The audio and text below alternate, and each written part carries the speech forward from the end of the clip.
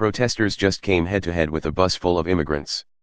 As the battles over immigration policy in Washington, D.C. stall over internal arguments between Republicans in control of Congress about just how draconian the new immigration measures should be, protesters on the ground in areas where asylum seekers are now being held in detention are taking matters into their own hands by ramping up their demonstrations.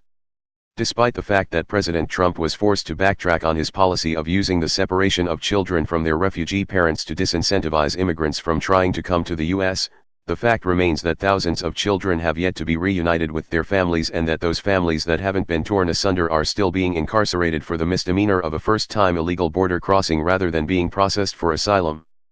MSNBC caught up with a group of protesters demonstrating against the detainment of refugees outside an immigration facility in McAllen, Texas today, who were in the streets blocking a bus filled with asylum-seeking families being transferred to another facility.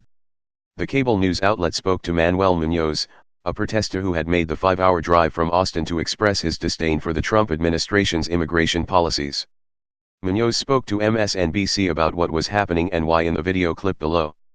While the police will eventually clear the protesters out of the way and send the migrant families to their latest detention center, the continued demonstrations on behalf of the refugees show how deeply divided the country remains over the signature issue shoved down the throats of the American people by President Trump, and reveals the perils of being governed by a president elected by a minority of the popular vote, and supported by a Republican Party too weak-willed to rein in his flagrant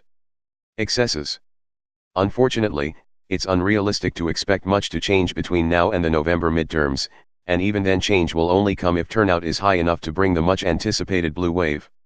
Make sure to do your part and participate in the political process, not just by voting but by working to advocate for the issues you believe in most strongly and advancing a progressive agenda.